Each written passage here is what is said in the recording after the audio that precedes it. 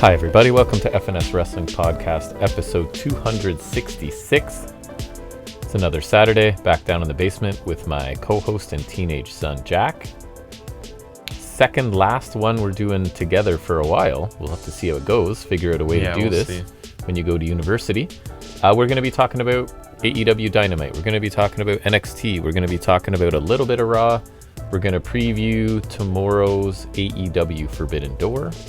We'll do some trivia. We'll banter a bit right now. Everything is time-stamped if you'd like to jump ahead, because the banter might be plentiful today, I feel like. There was an eventful day for you yesterday and an eventful morning for me and you. I chose an eventful few days where we don't have Wi-Fi either. Yeah, we had reclaimed it. Our Wi-Fi provider. Our Wi-Fi went out 2 days ago, just in the morning, right, randomly. And when we called to ascertain why, they said, well, because you scheduled to have it canceled on August 21st. And we're like, no, we did not. So kind of ridiculous, because it's not like they can just flip it back on. They had to send us a whole new modem to install. We couldn't just like, hey, turn it back on. We have all the equipment sitting here. It was, we'll send you new equipment. So that just came like an hour ago. Our plan was actually to record super early on like Thursday night. Yeah. And we ended up pushing till late Saturday afternoon. More normal, I guess. And I'm on if you're not in the video mode, I am on a blood red microphone in honor of my heavily taped right index finger, which, long story short, I sliced off several layers of my skin between my knuckles, and to the point where my son across the table from me this morning picked up a piece of my finger off the floor, right? Just like a little slab, though, not like a slab of skin. Yeah. I basically peeled it like a carrot, not to be too gross. So sent a picture to our nurse friend down the street. She came down and was like, at first thought stitches, and then saw it was like, oh, you can't stitch it because the skin is gone. And it's not like a opening, it's just like peeled, not to be graphic for people that don't like that discussion, but you handled the gore pretty well. And I don't know. I didn't really think twice. Within half an hour of her dressing it for me, I had to replace it because it was just covered in blood. But her tip was to ice my hand behind where it's hurt, and that actually seemed to. So I think I'm okay. You may see me elevating my hand a bunch. Surprised at how much it's not hurting, to be honest. Yeah. Expected it to hurt more. But anyway, so that was the morning. And yesterday, if you're on the video mode here, you can see a collection of stuff on our table, including a gift for me. There's also stuff on there. There may be things switching as the show goes on, maybe, with each segment. Because you and a couple of your friends went down to Fan Expo, which I always describe as Comic-Con, but bigger. Is that? It's just a Comic-Con, yeah. It is bigger than the other one. And so you went down, took the train down to the city for the day, and had a better experience buying stuff. Like I went down to the city 2 days ago with the express purpose of buying discs, and I told you the store that I was all excited to go downtown to. Yeah. Is not a brick and mortar, so it doesn't really exist. Meanwhile, my luck just and you got tons of stuff goes on as usual. So you can see here is the one you really wanted. Big figure, yeah. We got Switchblade because I have this one right here, which is the plain old one. I think 11, which is in the black and gold, which is the boring one. And then I have that red ringside exclusive one, and this is the Chase, which is I think 1 of 5,000 because it's in the black and white, and he's got Card Blade in the back, which is what you were really which I think is really cool. Yes, but I'm gonna keep it in here until I get this guy's falling. The second one, yeah, I'll take Walker. But yeah, so that was cool. I also got Elite 117 Rollins from the Mania gear with the long pants. He's got like Kinesio tape on the back, which I think is kind of that's an interesting detail. Then I got some Funkos. He's faking it though on that figure. He's faking it. Right. It's not really hurt. I got Lord Draken, which is like comic Power Ranger. It's like if anyone's ever watched the original Power Rangers, I did get the White Ranger as well, which nostalgia is right for you, eh? It's like a combination of OG White Ranger, OG Green Ranger, but he's evil. It's weird because it's the same dude, right? So I got that, and then I got Garrett. He got Garrett because I saw like they had Superstore Funkos, and we love Superstore. We do love Superstore. That's sick. Garrett's my favorite. That's why I got that. Yeah, they had him, Amy, and Dina, which I think are. And I feel like some of the Funkos don't look like them. This actually looks pretty good. Kind of looks like and they're always stylized, right? Yes, I got Captain America, John Walker. I got a figure of him. I got the Funko of him, and then I got the Funko of him as U.S. Agent. If anyone's watched Marvel, you'll know. And he's my boy. I love him. He's played by Kurt Russell's son. That's how I always refer to him because I know you know Kurt Russell is, and I don't know who any modern celebrity is. So you're saying I got a movie version of Deadpool, which I've wanted for a while. That was nice. I got a couple posters I showed you. I got one from Deadpool where he's doing the flash dance thing. Right. On the chair under a bunch of bullets. And then this White Stripes poster, like tour poster from Icky Thump, which is cool. The album that came out the year I was born. Good decorations for your res room. That was cool, yeah. I had Pulp Fiction poster up. I don't remember what else I had. I think my friend, he got Seven, something else. Seven, the movie? Yeah. Oh, cool. The Brad Pitt one, right? Yeah. You haven't seen that? No. What's in the box? It's a good movie. And then creme de la creme, I got my final lightsaber for uni, which is... It doesn't look that impressive, but it's pretty awesome. Yeah, it's the Strangers or Chimeras from the Acolyte, if anyone's watched that. It's a hefty boy. I love Very the look heavy. of it, though. It's nice and sleek. And then it's the one that'll split into two. It poops out a baby one here. Right. Which I love. I didn't bring the blaze down because that's too cumbersome. We don't got that kind of time. No. But I am going to... It is pretty cool. I do enjoy fiddling with it. And so you had a good day? Yeah, and that's with me only going one day, but you can pretty much do the same amount in one day as you can do in 4. Yep, and then you're just getting in swing to head to university, so we're trying to find a way to record this remotely. I know it's people are sitting there like it's not hard, but I'm also dumb and brand new to this, but I will figure out a way. If you want to keep recording, we'll try and keep recording. Don't know what it'll look like, if it'll be weekly, same format, or just something quick whenever we'll see how busy you are. But I don't think it'll be a hiatus. I think we'll probably put something out at least. Yeah. I can for sure do video and audio. I don't see why I can't. I already... It shouldn't be that much more complicated. I consulted my buddy Bark over at Obscure Mics. If you should check out his content, he's been my kind of audio... With his bastard cat. He's got me from nothing to doing this, which I think the sound is good. Our video is whatever. The audio will always be as good as I can get it. The video is there. Because honestly, who's tuning into a 2-hour podcast and actually watching us sit here? I mean, let me know in the comments if you are, and good on you, but I highly doubt, I'd be putting it on and just listening. Yeah. I enjoy listening to us, not so much looking at us, especially with my mutated finger now. It'll never be the same. We'll see how it mutates, yeah. It'll never be the same. But anyways, anything else you want to discuss? We went out for lunch with family for my parents' 55th anniversary, and I had to pick up a lady and get her blood all over me. So that's the second time you've had blood. It's been a lot of blood on your hands last few days. Yeah. She just fell off the curb. She was an older lady, very overweight, and she said she had 2 knee replacements, so me and another gentleman, because I don't think I could have gotten her up by myself, but yeah, picked her up, and then I realized, she was bleeding and her blood's all over me. Thankfully, weren't you wearing a white shirt? It didn't get any on it. My Blue Jay shirt that I love, the World Series 92-93. I guess speaking of shirts, on Wednesday I also got stuff. I actually bought clothes for once. On your own? That's crazy. Yeah, I got a couple blue things from Unique Looks. I got the dark blue shirt, and then I got a blue crew neck, which is a nice lighter blue. Because for someone who likes blue like me, I don't have blue clothes. I don't know what to do with blue as a colorblind person. So it's not in my repertoire. I just don't know why, but I just never have it. So I got the blues you got go with, in my colorblind world, go with black. Because most blues go with black. Not navy. I can't do. I personally, again, I talked to people in my department about this, just as... I don't know if it's my color deficiency or whatever, but I don't think navy and black go together. Put your comments below. Yeah. Can you wear black and navy together? Yeah. Ghost Jam? Kevin? Yeah. And then I got a couple Spider-Man things from Winners, because Winners low-key had good stuff for cheap.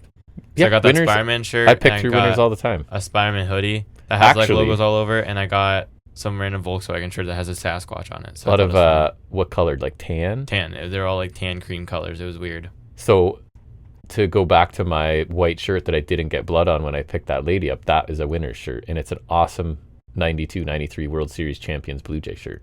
Go Blue Jays. They are awesome right now. Bieber Fever is taking over Toronto, the new pitcher they got. His last name's Bieber, and he had a really good outing yesterday. I'm so glad you specified what Bieber Fever was. Bieber Fever. I'm so glad, because I thought... Justin Bieber had become a pitcher for the... No, just kidding. Shane Bieber, I think his name is. Anyways, anything else you want to discuss before we get into this? I think that's it. I don't know if I mentioned, but we will be preview predictions and certainty scores for... I need to do that. Forbidden Door. I mean, I did it. It's done. Totally done. I have done it. Seamless production this is. But anyways, let's get into talking about wrestling. It's our first segment every week. It's looking at some of the week's wrestling news and rumors.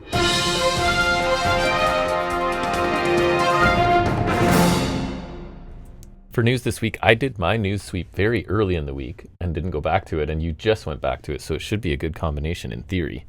I stole everything. First thing I had, I don't know if you had it or not, is that WWE may be moving to an earlier start time beginning next month. Well, any guess why? You're not a big sports fan. You might not know. Because sports. Yes, they get destroyed by Monday Night Football generally, right? Once that starts, because football is a huge deal in the States, as we know. So it seems like they are trying to sort of avoid full-length competition. The hope being maybe if we hook people in an hour early, they'll keep watching and forget to switch to football, or I don't know. They're hoping better numbers come, I would imagine. So that's... Oh, it's like temporary. But as a person who no longer really watches Raw... I was about to say, I really don't care. Doesn't matter much to me. It's jokes on them. I don't watch either of those things. No, you do not. So... Zero effect on your life. That's why I figured you wouldn't put it in your news. Mm-hmm.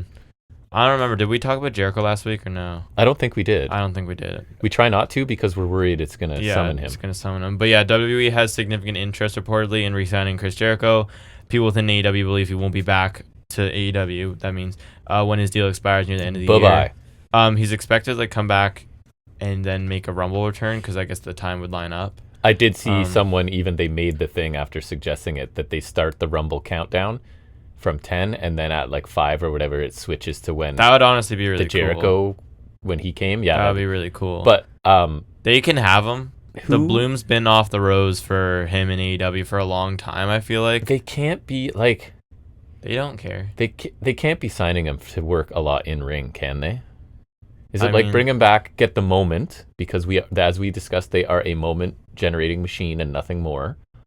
Get the moment and then put him on a Legends deal or put him in I feel commentary. Like they'll use him in like how he's been in AEW. Like I feel like he will be wrestling. Wow. Just not like incredible. Well, then I'm glad he's somewhere I'm not watching. Yeah. Because when AEW started, we were fine with them. Yeah, he was a foundational part of them, and his name value was definitely big for them. Like I'm not going to deny that he wasn't an integral part of AEW starting getting off the ground and establishing themselves for sure. And he was pretty solid as their first champion. Like I don't think I would never fault them for picking him as their first champion, because also I feel like he was at least like he wasn't as good as his in-ring peak, but he also wasn't terrible either. Like he was still putting in solid matches, and his character work and promo work was better. But I think in the last couple of years, it's really fallen off. He just got into this. I don't know whether it's like that he can't go or that he's been phoning it in. Feuds that go on far too long. Feuds that don't elevate anybody you're dealing with. He doesn't elevate anybody, and he bogs them down for half a year at most. And I always qualify this as a person who he was for years my favorite wrestler of all time. Like I've loved Jericho since early WCW days. Yeah. And it just... Yeah. And then he's like one of our least favorites of the last year or so. He doesn't do anything for anybody. He was consistently one of my least favorite parts of AEW TV. Well, he was all over our worst of for 2 years now. I think so. And I think one other thing is that AEW has such a high caliber of a roster now. Like so many guys are wrestling crazy and or high impact, high paced styles. Like you look at like Fletcher, Ospreay, Jet Speed, Takeshita, Bucks, Rodito, even like Swerve. Like they've raised the bar so high now. So if a veteran like Jericho can't still go like Shelton or doesn't retain immense popularity like Copeland and Christian, and like also like Christian reinvent themselves successfully, which Jericho hasn't in a bit, then he doesn't belong anymore. Like he doesn't have the contrast is really stark in AEW, whereas he can go and work a different, safer, whatever, slower style there, and create moments and nothing more, because that's all they do over there. Because he doesn't really fit anymore. I saw an update from Lacey Lane. Do you know who that is? Yeah. Kaden Carter, right? Released, I don't know, months ago, I guess, from WWE. She spoke candidly. I think she was in the last batch because I think she's one of the ones that's a free agent now. From the very surprising news, she saying that her creative direction was disappointing. The overall direction of the women's tag division was disappointing. And her success was ultimately limited because she was not one of the company's hand-chosen talents. Well, surprise, surprise.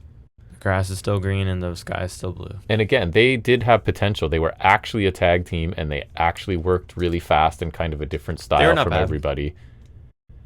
But I found when they were on, they were good, but when they weren't, there was problems, right? Like if they weren't like hitting everything clean, it quickly, because they did in their defense go for a lot.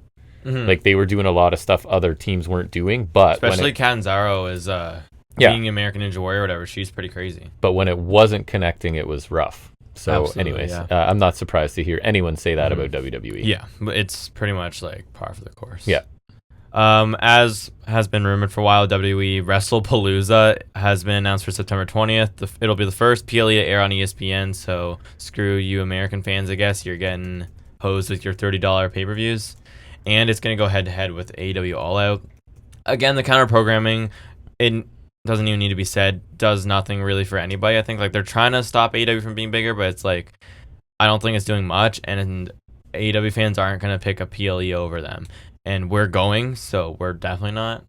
No, even definitely if not. we weren't. But my main thing with this was, well, I think bringing back old monikers is cool. I thought the leak of them bringing back, there's rumors that they bring it back Over the Limit, which I think is much more interesting because that's like one of their shows, and I think it's a better name. I think the original ECW monikers have really no meaning within WWE canon, so why use them? I know NXT uses Heatwave, but I mention it here because the more I hear WrestlePalooza, the more I think it's a stupid name for a show. And it was, I was just looking it up because I'd heard it was trademarked by an indie promotion called First Wrestling, but they apparently abandoned it. So yeah. I think they could at least pick like Anarchy Rules so that you could do like an extreme wrestling show or something better than what they picked. 'Cause I feel like WrestlePalooza just sounds stupid. I don't know why. It just like, it sounds goofy. It sounds like too indie. It absolutely does. Like that's why I think if at ECW at the time, because like they're extreme and they were kind of indie. Like they weren't big league, even if they were in the big three. You know what I mean? Like they're not. Yes, and it's playing off the whole Lollapalooza. Which it does, but like that's. I went to one back. Also in the not day. timely. Saw Hole. I saw Sonic Youth. It really doesn't make sense. It doesn't make a ton of I sense. thought another name would sounds be like, very indie for sure. It does, right? I thought it'd be cool if they brought like No Way Out or something. Like there's so many old names they could use that are theirs. Great Balls of Fire. Great Balls of Fire would be a great one. Mm-hmm. A great one. And it's just, I don't know. WrestlePalooza is just a stupid name. To piggyback off of that one, they're also, and speaking of old names, NXT No Mercy is apparently going to be September 27th. Right. So that'll be up against what? I don't think anything, what? but it's the week after AEW should All Out program and everything. Yeah. But like, there really is just no rest with WWE and their PLEs. Like, every time AEW tries to do a pay-per-view, they try to counter program. So that makes every AEW weekend a two-show weekend. And then now this is like a week after that. So it's like every AEW weekend's a double shot. And then NXT stuff gets sprinkled in. It's just like, can we just stop? And for me, that's contributing to me stop watching main roster because it affects the weekly product as well, because everything is just in service of getting to the next PLE. And there is not enough time to tell a very good story. Right, because then if you do, so they just don't. Use the PLEs to tell the story further instead of giving the big blow-offs, it's like now the pay-per-views become... Yes. TV just becomes get us quickly to the next whatever. Yeah, which is always weeks away. Right. It's just ridiculous. More about former talent who were let go by WWE. Isla Dawn appeared at Collision tapings. They were in Scotland, right? They were in Glasgow, in her hometown, and it's a surprise appearance. I think it's a one-off. There's been no given word that of her it's hometown, signing. then yeah. Because I feel like it would have been like we'd already see the Isla Dawn is all, or whatever her name would be. Apparently, she wrestled and lost to Megan Bain. So I like Isla Dawn. I think she does have some talent, but I don't know if the AEW roster needs her. We're always like the women's division's kind of underserved, although maybe less so lately if I really thought about it. But I don't know if there's room for someone. They've done a little better. She's not like Isla Dawn is not undeniable. One of those things like anytime you can sign undeniable talent, regardless of how bloated your roster is, go ahead and do it. Yeah. But she's not that person. Yeah, and honestly, I'd be taking someone like Baszler. I'd even take Dakota Kai before her because I think Dakota's pretty good. I would take Baszler all day. But yeah, Baszler is definitely the play there. Do you want to go again? Sure. Reports are, and I think you mentioned it at the time it happened, that the best guess was the fourth El Grande Americano was Tyler Bate. So, but if you're getting a faction, though, just think about the in-ring potential. I know it's WWE, so Gable, Kaiser, Dunn, Bate. Wow. In-ring, that is a who's who of people I would like to watch. I'm not going to complain if it gets Pete Dunne on TV. Yes, and again, they'll be forced to work WWE style and whatever. So, but those guys together would and then, be like, awesome. what's the payoff? You unmask and like Gable turns on American Made. Like, is he going to turn on another faction? That's what I mean. I'm confused what the payoff is. Has the Bait guy been back? Was he like at? We watched a bit of Triple Mania. I saw some highlights of stuff. All the Americanos were there, or obviously not Gable, but like I mean not Gable. Whoever people think is Gable, that of course isn't the non-Gable, but like the main Grande Americano, who's always been the same person. Right. Then the Dunn and Bate allegedly. So a cool group of talent. I'm like you, like, where do you go with this? Because it was funny when it's Gable, but now it's like I'm confused. I know, me too. So now I don't know what to think. And not good confused, like I'm more like because I don't have faith in them paying it off in a way that because I don't have faith in them anymore, and also because I'm like I just can't fathom what the payoff is. And we sort of know how they feel about at least Dunn and Bate, so the ceiling, even Gable, the ceiling honestly, is not high. Because, Gable's ceiling's never been high. They don't either. value those guys. And Kaiser, I think, does have a higher ceiling, but they haven't like pushed him much yet. Like I feel like he could easily have been. He's been in the IC division a bit, but not much. I remember months ago, I was like, he's poised to be IC champion, and they really need to. Nope. That was like his challenge for the IC title against Breaker and Sheamus. That was last November. That's crazy. Yeah. Since we don't really cover Raw anymore, I'll talk about Naomi vacating the women's world title because she announced she's pregnant. Which I think I speculated last week, right? I figured that's what was coming. It's not like I have any. And of course, this is right after she just got a custom strap for her title. Yes. So that's just great time. I did like that she stayed heel, and it'll save me talking about it when I go over some Raw highlights I saw. And it was something about the line about like you should thank Big Jim because it's the only way anyone will have a chance at this title for the next 9 months or whatever. So I like that she stayed in heel persona and was basically like, take this title, do whatever you want with it, because in 9 months I'm coming back for it, right? It'll be hard to bring her back as a heel, though, I think. It will, like returning new mom after a year off, even though like I guess I'm not that disappointed because I'm not watching Raw, but she had just gotten on Raw, and I do feel bad for her. I mean, I don't, because it's like obviously it's a great moment for her. It is, and apparently they'd have trouble important. trying to conceive, like fertility issues. So I think it might have been like a bit of a surprise, which is great for them. And obviously that's more important for them sure. than the title. So obviously I'm happy for them, but I do, from a career standpoint, I do feel bad for her because it must suck that like right now. It must suck that like although this is great that it had to come at the expense of her having a all-time run for her career, so. Right? So it does suck. It must be like a little bittersweet, I'd imagine, but she's been one of the highlights on Raw for me. Yeah, she got there, so that's disappointing. The women's division is the only thing I'll probably kind of miss right now, not watching every week. Yeah, because I like to see what the top of that division's doing. Mm-hmm. Not so much Natty and Maxine. What if she brings her Natty Neidhart character to WWE? She took it to AAA, right? Yeah. What if she brings that? What if she brings that? It's basically like she's Marina Shafir, I think. But like not. It's like MMA. She's never done MMA ever. Right. But she knows all the moves, bud. You know, she's one of those. Well, she's known the wrestling moves. Doesn't stop her from being uninteresting. She can wrestle, but she can't work. I think that's what Stevie Richards says. The line I'm going to steal from him. Is it me or you? You. Braun Strowman. Again, under the heading of sort of surprise, surprise, says must have been a slow week. WWE doesn't care about its fans. That's brand new information.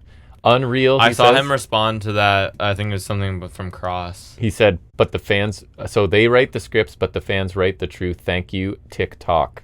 That was Karrion Kross quote. And then Strowman said, they don't care about the fans. I think responding to that, they care about nepotism, ass kissers, and their buddies. Yeah.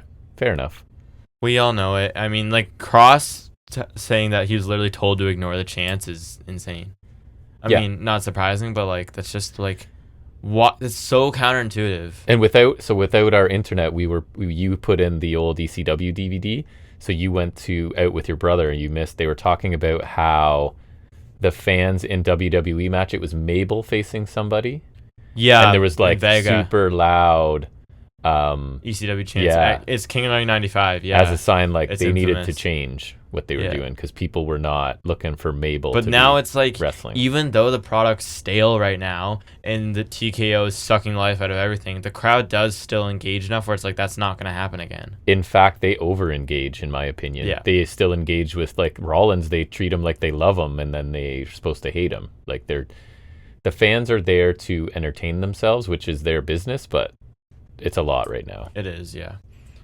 AEW announced that they're going to return to Australia sometime next year. Obviously did the Grand Slam Australia show this year, which had Is that the bait and switcher? That was the one that upset me? Yeah, with the Omega Powers. That was like suddenly not a major show? Yeah. Yeah. Coincidentally, WWE proceeds to announce an Australia house show for later this year. That's not counter-programming yet, but you best believe they're like, AEW's like, we're going to come to Australia. And WWE's like, hey, guys, we're coming to Australia first. Right. Exactly. Like, and so better. You got, right? And especially because like they don't really do house shows anymore, because I don't know if you know this, because it's not on TV and you can't sell a million tickets or whatever, house shows aren't as profitable as WrestleMania is. So why do more house shows and waste money on them? I saw someone speculating on that's why so many people get hurt and stuff now, is because they're not doing house shows and learning. I don't know. To me, the flip side would be, well, that's just more opportunities to get hurt too, though. It is, but also keeps you like flexible and like keeps you in the rhythm, and you can try out stuff. Yeah. In a low stakes, like if it doesn't work out, it's just in a house show. Yeah, like Americano doing that moonsault senton That's thing. crazy. I need to see that again. Yeah. Last one I have that I thought was my most interesting probably is, did you see that Cage Match had to delete SummerSlam ratings? Why? They were just getting flooded by people downvoting everything relentlessly over Redacted returning. Nice. Which is kind of funny. So they've been removed due to attacks, comments, and downvoting surrounding the return of Lesnar, and then the people from the ratings are removed. Period. Cage Match I don't know if they put it back now, but then Cage Match put out a thing where, like, threatening people if you're on there to make fun of somebody else or blah blah blah blah blah. Like, they're basically saying, please just come on and make honest reviews. The ratings are on here, and they seem normal. So they may have just shut it down in time to purge the ones they don't want. I don't know. And looking at the reviews, like, it looks pretty normal. So I guess it must have been. They must have reset them or put them back or whatever. But yeah. Some of these reviews are like so. The fans were not thrilled with Lesnar being back and apparently flooded the site with stuff. That reminds me to talk about something from Triple Mania, I guess, was that Rey Mysterio was there for someone's Hall of Fame induction. I forget who it was. I don't really care. But the fans were chanting for Del Rio, and he like jokingly said, "I'll get him back. Just wait on me." And Vikingo got just booed every second. Yeah, because apparently, I guess they love Del Rio, but like, I thought they liked Vikingo. How do people love Del Rio? Del Rio's not a bad wrestler, but like, it's true. He's a very good wrestler, and if he weren't a terrible person, he would have been such a huge star. Yeah. Like if he could have just kept his crap together. Oh, like, he would still be in WWE. He was huge. He never would have been gone. And he had massive potential. But anyways, but like, I said to you, they'll bring him back. I don't think so. No, I think they will. I think they brought back Lesnar. I don't know if they'll bring him back to main roster, but I think they'll bring him back to AAA. I don't have faith in them anymore. I only think they won't because I don't think they see money. If they thought money, then maybe. He might be money in Mexico, though. I don't know if they care. I don't know if they care either, but I don't necessarily think they will. I wouldn't be surprised if they did. Yeah, and I heard a lot of people loved Triple Mania, but the bits I saw, I was like, this is just not for me. Because everyone's like, oh, it was so fun. It was so fun. That's not fun. That's not very that's thin not line fun with to us. me. It's just an objective thing, right? Like, what's fun to you is not fun to me. Yeah. Necessarily. Yeah, and morally speaking, after Lesnar came back, anything's on the table now. It's probably true. Like, I'd say Lesnar's worse off than Del Rio. I think you're more, this might sound crazy, I think you're more likely to see Vince than Del Rio. I don't think you're wrong. Which is really depressing that they'd bring that guy back. But anyways, it's not surprising. I feel like they will. At this point, yeah, like, what's really off the table? Like they say, when people tell you or show you who they are, you should believe them. Yeah, it was like I was telling you, I forget who posted it, but it was like, it's nice to see WWE settle back into like their villain role, because like they were always their promotion who stomped out the territories, and like they're always trying to run everyone. They're trying to be the sole thing, right? They're the heels on a macro level. They've always been the heels, yeah. So, yeah, it's just, I'm glad that it's leaving a bad taste in people's mouths, because I definitely agree. I can't say that like him returning leaves a bad taste in my mouth and that it's making me stop watching, because I don't. You didn't watch really anyways. watch it's just much anyways. Further evidence for you. It's just further evidence, and it means like I'll pay them even less mind than I do. Like I see some clips, but rarely do I even like pay it any attention. Really, the whole organization is poisoned at the roots, right? So it's just because they never did that house cleaning after Vince was ousted. Because that's what they need. If you really want change in that system, you need to like flush it out, but they didn't. Not willing to, no. And this is where we are. Yep. Last one I had was Mercedes Moné won a 9th title, so she's one belt away from Ultimo Dragon. It's the Discovery Wrestling Scottish Women's Championship. Oh, of course. Prestigious. Yeah. She beat Emerson Jane at Rev Pro's Gold Wars UK shows title for title, so she retained her undisputed British title. For you, I believe you've seen Emerson Jane before. I think she was on one of those Impact Multiverse of Matches shows. Do you remember those? I do. I believe she was around on that because I'm pretty sure she had a match with Trinity. Emerson Jane? Yeah. I remember seeing her face before, I think. Looking I'm her pretty up sure right now. she had a match with Naomi when she was in Impact. I'm pretty sure. Doesn't ring a bell, but you could be right. I don't know how I remember that. Because you have a memory, Even and though I do didn't not. watch her wrestle, but yeah, I'm pretty positive on that one. Cool. Well, congrats to Mercedes Moné, I guess. It's like, it just, I don't know. It's starting to bug me because it's like 10 belts is just, it's not funny anymore. It's basically like any indie promotion that wants a little bit of notoriety, just let her come and win a belt and you'll get... Yeah. Like we're talking about Rev Pro, right? Which we've not ever done. Literally never, other than like Oku and Osprey. So I think that's the thing, is that I think so. Companies bring her in for however, although she has to start losing them at some point, right? So I would think so. And yeah, because I wonder what if she loses the AEW belt, if she'll just stop wearing all the belts on television. Because like, who cares about all these indie belts? Yeah. Other than the Rev Pro, because I know Rev Pro is pretty big in the UK. That's why I think that's fair. I think Rev Pro is like it's pretty big. It's decently big. Like they produced Osprey, right? And I think she starts losing smaller ones first, but I would think so. But that's also up to the individual promotion, right? Yeah. And my thing is like, I know Ultimo Dragon did it, but that's because 8 of his belts were tied up in one tournament. So it was like a best of the Super Juniors kind of thing. But it's like when Moné is collecting all these lower belts, it's just kind of like it makes it feel less impressive because it's like if you just wrestle a bunch of indie promotions, sure, you can rack up a bunch of belts. You should win those belts if you are who you are. Yeah, and like Cardona racked up a bunch of indie belts, but it's like it's it's indie belts. I don't know. It's just, and yeah, it doesn't bode well for when people are saying like AEW has too many belts, because like obviously those aren't all AEW belts, but it's like she's flashing a million belts on television, so just like it looks goofy at this point. And for me, I just sort of assume if you can win a major title in AEW or WWE, of course you could win a bunch of indie ones. Like that just... And I think it was only cool when she had like the TBS title and then like she had like that New Japan belt. Yeah. And then I think it'd be cool if she had TBS title, the New Japan Strong title if she still had it, the Rev Pro belt, and the CMLL title, because the CMLL is also major in Mexico and it's their partnership, so it makes sense that she's able to, like, you know what I mean? Yeah. It makes sense for me to be seeing those belts. Yep. And Rev Pro is like a UK partner. I think they work with New Japan a lot, right? Like, so again, makes sense for me to be seeing these belts. But like all these weird looking, weird shaped indie belts from like, didn't she win one somewhere else in Europe? I don't remember where it was, right? But like, I don't need to be seeing, like, these belts hold no weight to me. Nothing. And again, even with holding like or have her win the ROH title from Athena if you really want, then you could do that if you.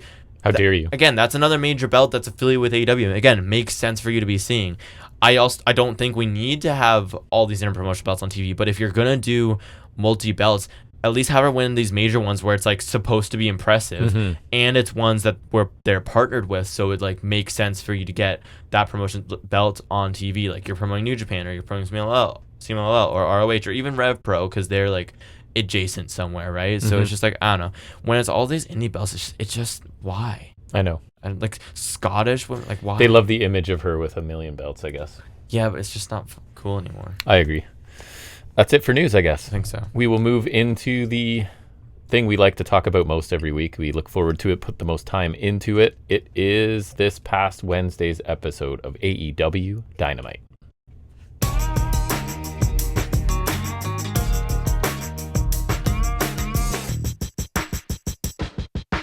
So let's talk about the go home episode of Dynamite. Yeah, it didn't feel quite like a go home. It was odd. I saw someone point out, and they were right. They really picked a bad time to do Forbidden Door since everyone's been tied up in the G1. True. Like, they did kind of switch places with this and All In, because usually Forbidden Door is late June and All In was early July, so it's pretty much the same idea. And All In's usually at the end of August, right? It's usually, that was the thing, was All In was always during Fan Expo, so I was always out doing with it, right? So yeah, like, it is an unfortunate time to be doing this show. I don't think it's entirely AEW's fault. I mean, I do think they could have planned it a little better, but it is just an unfortunate time because they are relying heavy on more AEW matches, feels like, and some CMLL stuff, right? Actually, there's not that many CMLL people on the show. I feel like notice a ton when I did more my preview. CMLL people in the week to week, right? So I just don't know. It's interesting that it's a different feel than usual. I do think the card looks pretty good. Yeah. I do too. It's a different feel than I found the it last was couple times, easy to pick some and then hard to pick some. Me too. Anyways, we kick off with Will Ospreay speaking. We have the Ospreay Mox face-to-face as it's been advertised. And Danielson filling in for Taz on commentary. Danielson's been on commentary, so that's kind of cool. It's a nice way to get him back on. He did get good reception. He's pretty popular in Glasgow. I think he's good at getting Danielson like some of the not lesser known, but like I don't know, he's good. Generally, I thought he was solid on commentary. Like, I don't think he definitely wasn't bad. I don't think he was like notable, but like he was good. He didn't detract from the product. No. I thought like he added to it pretty well. Like, I don't know, it was a good, and I always like having the former wrestler on commentary, like Taz. I remember at one point Barrett, he was talking about Danielson. Someone's like their rotational strength, and that's, you know, just kind of different take. He does add a bit of technical mind credibility, sort of thing, yeah, that too. And I liked because at one point Ospreay is talking about the sausage rolls in Glasgow, and that he said none of that vegan crap, and then he tells Danielson to calm down. Like, I thought that was funny, and it was also funny because when Death Riders come out here, Mox just walks by Danielson, doesn't even acknowledge. Like, he suffocated this guy with a plastic bag twice, and he's just like, nothing. Ospreay got a fantastic reaction. He did, as you would expect. He did. That was great. He talks about having one of the worst months of his career. He reminisces about his history in Scotland. He talks about drinking and the sausage rolls, yada yada yada. UK stuff doesn't matter to us. He talks about feeling human for the first time after having a bunch of health issues, because he's always done like superhuman stuff and whatnot. True. A lot of wrestlers have gone down his same road, and they never came back the same. Referring to his neck issues, I thought there was a missed opportunity to kind of nod to Danielson there. We said last week he was not clear for Forbidden Door, which is why the match is going to be unsanctioned, so that AEW is not responsible for anything, and it also doesn't count. He almost like bait and switched me. He led, like, it sounded like he was going to be pulling out of That's what I thought, yeah. And then all of a sudden, like, nope, I can Well, I guess that's why he's selling, like, the danger of the match and, like, it's unsanctioned. I guess that makes sense, because otherwise, why do you need to be unsanctioned? I think I saw it's one of those, he's not going to do more damage. It's like, what can he stand pain threshold-wise? So that's good. Like, I saw he's looking to get surgery, so he might be gone for a while. I hope... Oh, if it's back surgery, that's... No, it's neck. Oh, whatever. That's no joke. Yeah. I don't know how bad it'll be. I really hope that he can be back for C2 season. Me too. Although that'll be pretty grueling on him, so maybe not. But I hope it's not too long, because he's definitely their MVP. I think even if he's out now, he's got a strong case for Wrestler of the Year still. Yeah. I mean, I don't really know. He's making it to end of August. I don't know who else I can pick, really. I know, it's tough. Anyways, he knows the risk and he's willing to take it. If he can't be Will Ospreay after Sunday, then he's going to give everything he has. But it's about revenge, and he's ready to enter the cage and tear Death Riders apart. They come out. Ospreay asks why Moxley needs people to fight his battles. He's coming to get rid of Moxley, and Moxley should be ready to fight on his own. Jesse B come in, brawl with Death Riders. Then Tanahashi comes out because there's this trios match coming. Tanahashi, did he run? He didn't. I don't think... Calling that a run feels insensitive to people who actually run. Yeah, I like this. Ospreay always sounds great. He has the ability to make you believe that he's really passionate and loves wrestling and all of this. He slips into that so easily. It always feels really genuine. He's willing to sort of risk his further health to compete on this show. So yeah, I thought it was a really strong segment to open. He's come so far on the mic. He's just so believable now. It's great. He's really easy to buy into every time, right? He is. I thought this was good. I was a little disappointed personally because they build it as a face-to-face, and we didn't really get that. No, I thought. For sure. Usually when it's a face-to-face, it's like Hangman and MJF last week, where it's a promo battle. I didn't even notice they build it as that. I just know that because like I always see the post about it, right? Yeah. And so I was a little disappointed in that regard. I thought Ospreay's promo, nothing wrong with it. I thought it was really good, really strong, customarily good stuff from him, and there's no issue with that. But that's more on them for billing it as what they decided to put, because it was not a face-to-face. Moxley. Yeah. It was for a bit, but Moxley didn't really say much, right? And so there was some reality in what he said too, which also makes it kind of interesting. It must be scary for him, so I hope he'll be fine with it. Like, hopefully it goes speedy recovery for him. Hopefully we still have a while with him. Yes, because the neck issues, that's a dangerous road to go down. It is, if it keeps up, especially the style that guy works. Yeah. Solid promo, but man, Tanahashi is cooked because he could barely run to the ring. Like, they should not ever make him run. They shouldn't. It's kind of mean. Shouldn't make him wrestle. He can do certain things still, but yeah, it's nothing I want to see. He can wrestle, but he can't work. Maybe. Then we get Tanahashi and Jet Speed taking on the Death Riders. Ospreay, after Shafir was interfering, he like grabs her and takes her to the back. Claudio swings Speedball. Knight jumps over him and drop kicks Claudio. That was pretty nice. Pretty neat. Tanahashi, quote unquote, hot tag flurry. Speedball with a big springboard moonsault to the floor, onto Mox. Then in the ring, Knight hits a springboard close on to Claudio. Tanahashi with a sling blade to Yuta. Stereo twisting neckbreakers from all the baby faces. Gabe Kidd and the Bullet Club War Dogs come down. I think that was a surprise. Maloney, Connors, and some other dude. I wasn't expecting War Dogs. It might have been. Was it Robbie Eagles? I don't know. Could have been. Definitely Drilla. There was Drilla, yeah, and Clark Connors. They come in to distract the ref. Kid crouches Tanahashi in the corner. The finish comes when Ospreay comes back with Shafir in a body bag. Off the distraction, Tanahashi pins Yuta at the high-five flow. Post-match, the brawl breaks out. Death Riders and War Dogs beat the faces down. Bucks superkick Ospreay before Roddy and Kyle O'Reilly come to brawl with them. It's Roddy and O'Reilly against Bucks on Collision. That I might have to see. Did not know that. Tag team wrestling is back, baby. Yeah. Darby comes out of the body bag, so it's not Shafir, it's Darby. He comes back to join the brawl, and the Ops join in as well. Brawl goes into the crowd, big dive, coffin drop off the crowd ledge from Darby. Yeah, we obviously got the big spot from Darby. I thought match-wise, like there were some decent stretches of action, but I don't think it was bad. I didn't get into it for whatever reason. There were a lot of interruptions. Because it's Tanahashi. I guess. I feel like he's just, I don't know. A lot of moving parts, too. Never seemed to get into, like, the gear that most of these guys can get into. And it was more about building the pay-per-view stuff, which I get. They were trying to create, like, a very chaotic atmosphere before Forbidden Door with the end. I feel like those brawl angles tend to work better at the end of the show, though. Like, yes. No offense to the women. I thought they had a good match later on, but I don't think it needed a main event. I feel like this wouldn't have been a great main event either. At least it would have made sense to at least put the brawl at the end and have it.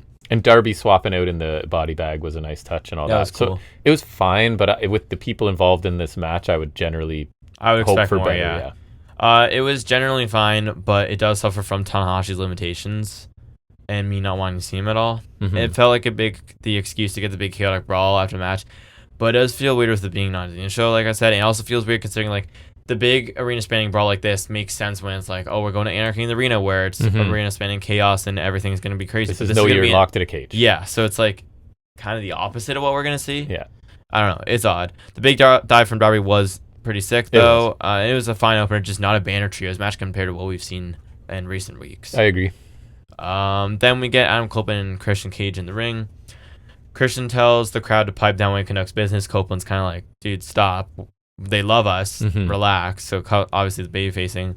Copeland says Christian's an asshole, but he's his asshole, which that really reminded me of the MJF Cole thing because he's like, he's our scumbag. And I think that pretty much sums up this whole thing, right? It does, I think. I think that's it. And even Copeland's kind of like, he looks confused with himself for saying that, like he's something like that. You know what I mean? It's one of those like you're gonna argue with that family member, but you're also gonna defend that family member against people outside your family, sort of thing. Christian says they're not on the same page, but at least they're writing the same book. This reunion is one of necessity, as Copeland's gonna help him deal with the matriarchy. My word, not his. In return for helping Copeland deal with FTR. Then we Kip Sabian and Mother Wayne show up to interrupt. They throw it to Nick Wayne on the Tron. Good reaction to them from the crowd too, like the way they want it, sort of thing. Yeah. He talks about the events that went down last week. He says he broke his foot. He does have crutches there. He won't be able to compete for. And you're already, as we're watching it, like as I'm that, I'm like, it's happening. It's Luchasaurus.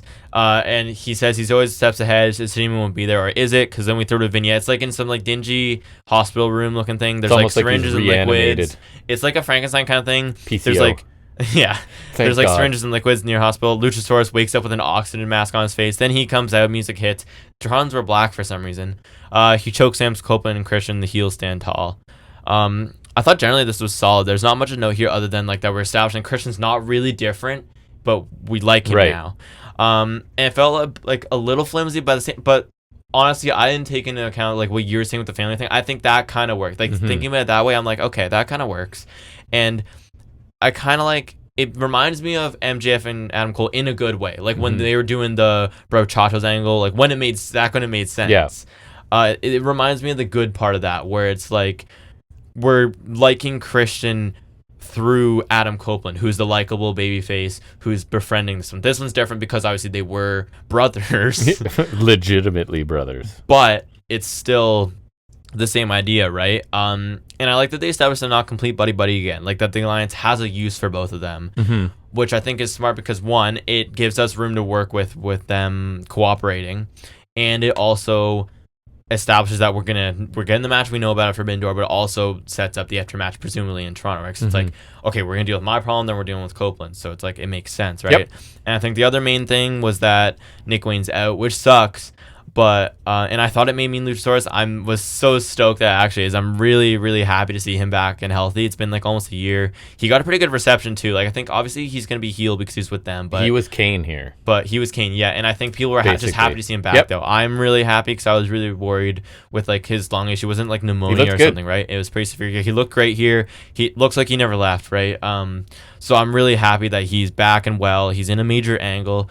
I do think it kind of sucks that after all the time we spent building him and Christian, that like he's the heel and Christian's the face. It's a little weird. It is. You have to kind of have to not forget think too hard about that. But I don't think it's as bad as the MJF Cole thing. No, it's not. Nowhere near.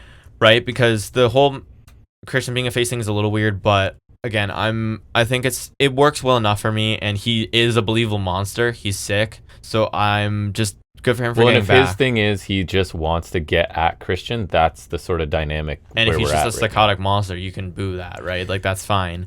I'm glad he's back. He's the perfect replacement for Nick Wayne. Like really, I'm totally fine with that. And I thought the little vignette they did with like the reanimation, cool. I thought that was really sick. So I'm really happy that he's back. And I really like what they did here. And I'm kind of happy we're splitting the difference with Cage. He's not like.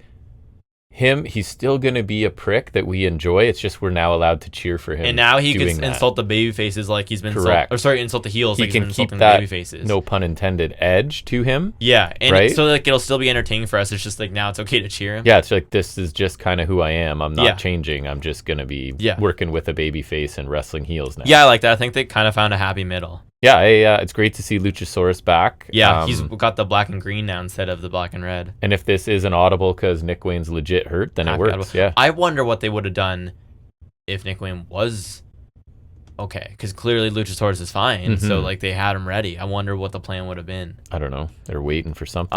But anyways, I'm really happy he's back. We've always loved Luchasaurus. So I think that'll be great to see him back, and hopefully I hope this faction settles into a decent role once they're done with this. They could. I could see them as a good trio because we need that, but like I could see them against the Ops because they're all good in the ring. Like Sabian's solid, Nick Wayne's really good for his age, and Luchasaurus is dope. And you have your different sizes and dynamics within that team, right? And then you have your manager with Mother Wayne. Broken foot. Yeah, I remember him saying. I heard but Meltzer was speculating 10 weeks, I think. Yikes. But yeah, I think they could settle into a good role in the trios division if we keep them around. Because like they have all the makings of a decent heel faction. I'm not saying like top of the card, but and you're just rooting for Kip Sabian to do something. Honestly, Luchasaurus. I love me some Luchasaurus too. I did just buy that figure of him a little not too long ago, right? So yeah. Anyways, I'm honestly. Big up for me on the show for getting Luchasaurus back. I honestly, because also it's one of the highlights for sure. I'd called it too. You did, and I was super excited. You were ready. At first, you were getting excited. I'm like, what's he think's happening? And they're like, oh, I see. Yeah, and then you're like, no, they're not doing it. And then it was like, oh no, they're doing it. Yeah, they are. That was great. Then Briscoe says he's gonna find MJF and kill him. This kind of got cut off by commercial for some reason. Like it was weird. We got like half a sentence and then it was just gone. Yeah, it was weird. So I don't know what we missed, but I don't think it was much. Was this one of the times we tried to pause it? Yes. Because it's worth knowing that we did watch Dynamite live this week. We did. Which we don't normally. Which I guess we didn't have to. We did have to because the Wi-Fi killed the internet. Yeah. Then we get Ricochet and Goa. MJF comes in, says he doesn't like Ricochet and bald people freak him out. But he's here to do business and says they should find Briscoe before Briscoe finds him. Ricochet says normally he'd like to see MJF run around, but Briscoe irks him, so he agrees to help. I think it's an interesting alliance. It makes sense because they're both such slime balls and they hate Mark Briscoe. Enemy of my enemy is my friend. Might as well. Type deal, yeah. And I could see them, like, we could see MJF, Ricochet, and Goa against, like, Briscoe, Hangman, maybe, like, Jet Speed or something if you want to do a multi-man tag. Yeah. That could be our Blood and Guts. I doubt it, but because it seems like maybe the women's, I don't know. Maybe I hope it's just temporary. I don't want MJF because he would be too big a star in their group. No, I don't think it's going to be permanent over. at all. No. I could see it being for a multi-man match and that's it. Yeah, that's fine. Then we get FTR versus Brodito in the finals of the World Tag Title Eliminator Tournament. Winners will go on to Forbidden Door to face the Hurt Syndicate. I only have a couple complaints about this otherwise awesome match. Really? Yeah. This is the finish. One is, I'll say it now, as soon as they announce the time in the arena, you know exactly how it's ending, right? It doesn't, though, that ending doesn't bother me, but it's the fact that because they never announced it. It's telegraphed, because as soon as you say there's however many minutes remaining, it's immediately going to a time limit. I thought they might have pulled out because it looked like they were going to pull a fast one. I literally started writing about the finish as soon as they announced the first. Yeah, that's fair. And then the other thing was, as you get to it, the loaded sling spot was not evident in real time. So it made it look kind of weird. It took commentary explaining. We saw Stokely pull it out later. Yeah. So in the moment, I was not clear what was happening. Yeah. But anyways. Cash tried numerous times to do like the collar elbow tie with King, gets shoved away.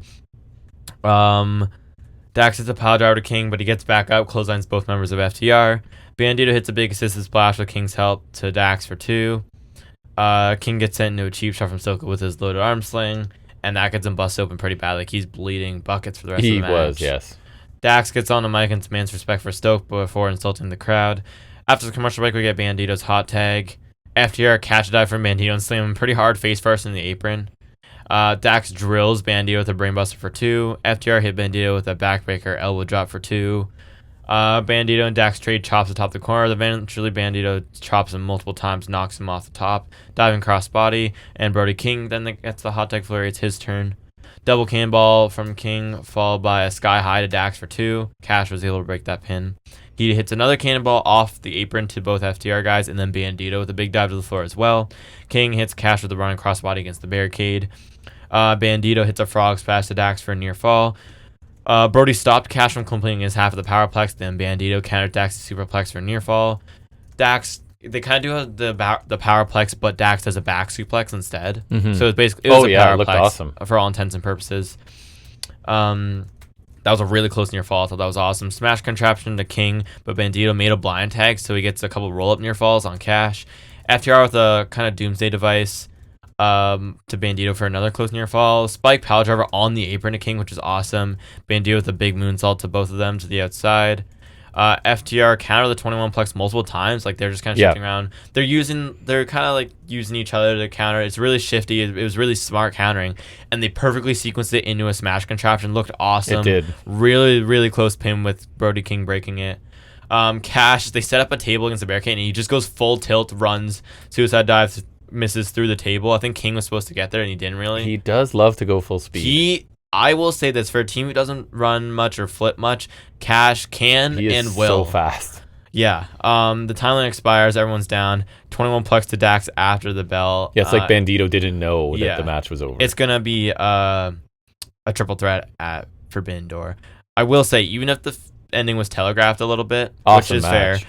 Awesome match, and they really ramped it up in that last few minutes. Like, once the time you knew it was out, they did, to their credit, make it feel like hectic. Yes, right? That is one thing. They know the time limit's approaching, so they get frantic, and that was the thing. This match built, right? Like, I guess, to be fair, other than time limit draws, they don't tend to be close to the time limit much. No, and this was it started out kind of slow, but because they were going, what was it, 20 half full hour? Half hour, yeah, full half hour, and really built. And by the end, it was nuts.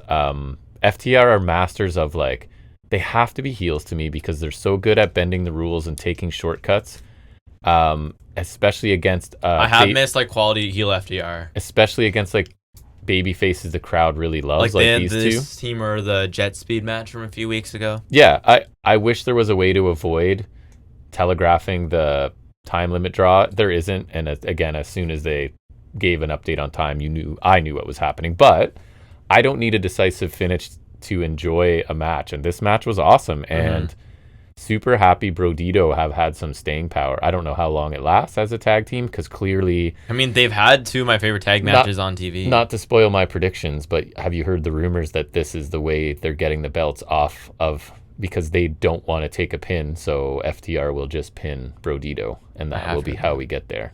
But anyways, awesome TV tag match. I just opened up my best and worst of 2025. I already put it there, yeah.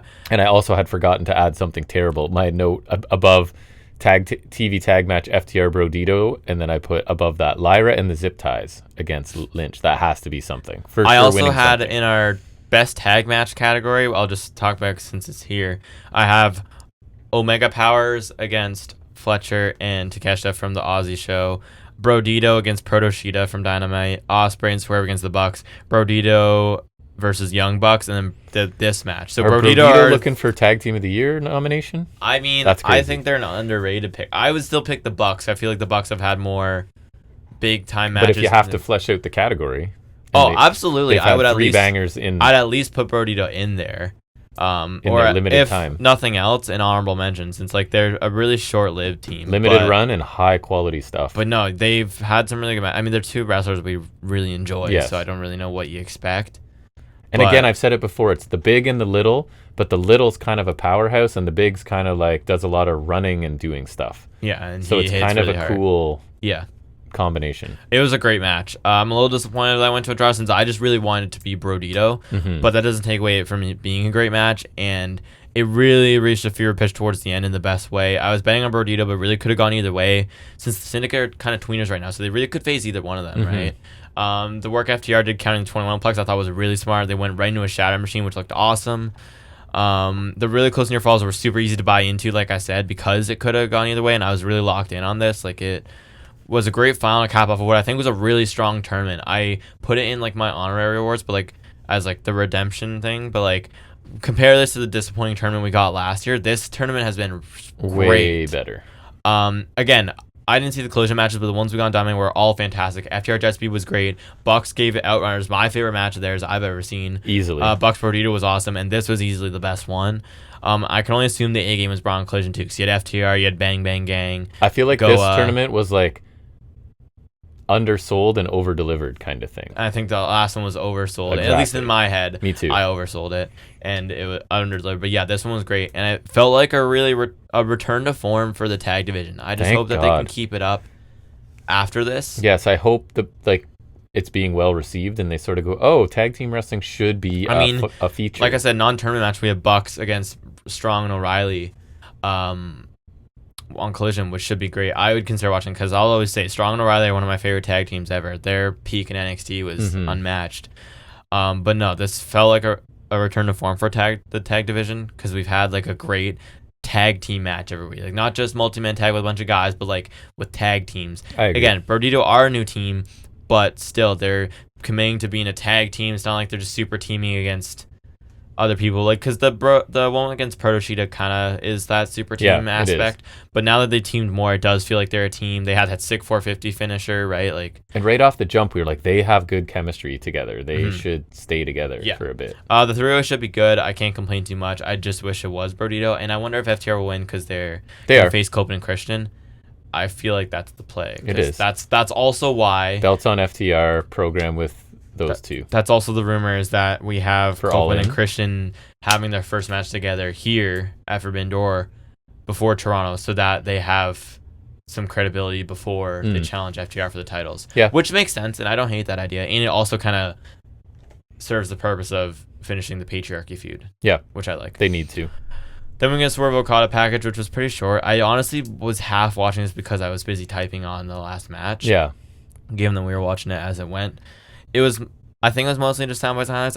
It was solid just, from what I saw. Like, it wasn't. And again, this is not the most heavily invested feud in AEW, but the guys sell it themselves. That's what I'm saying. The likelihood of an awesome match and the status of these two is enough that I'm interested. They don't really have to do too much at this point, and they're not, to be honest. But yeah, it was a fine package. Yeah. Then we hear from Hangman Page. He talks about MJF attacking from behind last week in the parking lot, and says that MJF likes to handle things underhandedly and has never looked problems head on because he lacks the balls.